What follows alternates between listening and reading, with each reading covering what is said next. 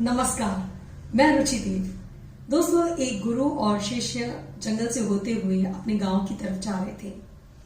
रात काफी हो चुकी थी तो उन्होंने सोचा कि क्यों ना इस जंगल के आसपास जो भी गांव है वहां पर रात गुजार ली जाए।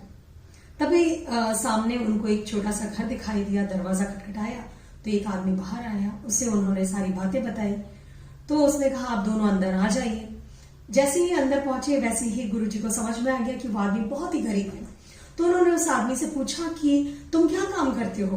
तो उसने बताया कि वैसे मेरे पास तो बहुत जमीन है, लेकिन वो बंजर जमीन है और गांव वालों का कहना है कि उस बंजर जमीन में फसल उगाना एक बहुत बड़ी बेवकूफी होगी। तो गुरुजी ने कहा, फिर तुम्हारा गुजारा कैसे होता है। तो उसने बताया कि उसके पास एक भैंस है और जैसे तैसे उसके परिवार का गुजारा हो जाता है। जैसे ही सारे लोग सो गए तो गुरुजी ने अपने शिष्य को उठाया और उससे धीरे से बोले कि जल्दी से उठो, अपन इसकी भैंस लेकर के अपने गांव चलते हैं। अब शिष्य को बहुत आश्चर्य हुआ। उसने कहा, गुरुजी, इसकी रोजी रोटी का एक ही तो सहारा है और ऐसा करके कहीं आप कुछ गलत तो नहीं कर रहे। गुरुजी मुस्कुरा दिए और भैंस को लेकर के आगे बढ़ गए।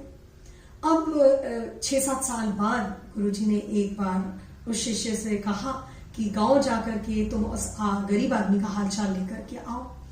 जब ये शिष्य वहां पर पहुंचा, उस गांव में पहुंचा, तो उसने देखा कि उस छोटे से घर की जगह पर एक बहुत बड़ा आलीशान सा मकान खड़ा हुआ है और जो सामने बंजर जमीन थी वहां पर फल और फूल के बगीचे थे।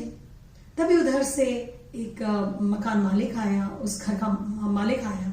उसे देखते ही शिष्य पहचान गया और उसने कहा कि तुमने मुझे पहचाना। एक बार रात गुजारने के लिए मैं और मेरे गुरु तुम्हारे घर पर आए थे। उसने कहा, अरे हाँ, और उस रात को आप दोनों बिना बताए कहाँ चले गए थे। और आपको पता है, उसी रात को मेरी भैंस भी पता नहीं कहीं गुम हो गई, वो भी कहीं चली गई। उसे बहुत ढूंढा पर वो मिली नहीं।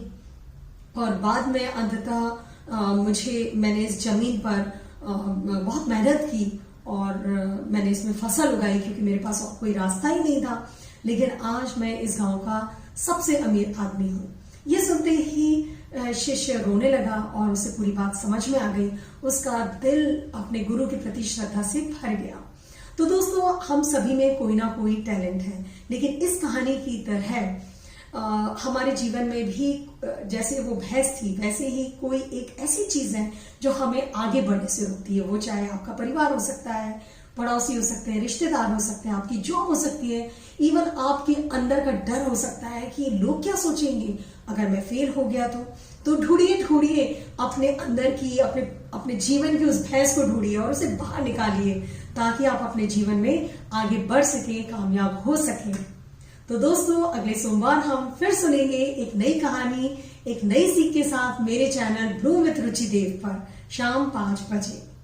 तब तक के लिए आप अपना ध्यान रखिए, अपने परिवार का ध्यान रखिए और हाँ, दूसरों के जीवन में दिया जलाना कभी ना भूलें, क्योंकि जो लोग दूसरों के जीवन में उजाला करते हैं उनका जीवन खुद ब खुद रोशनी से जगमगा उठता है। नमस्कार, धन्यवाद।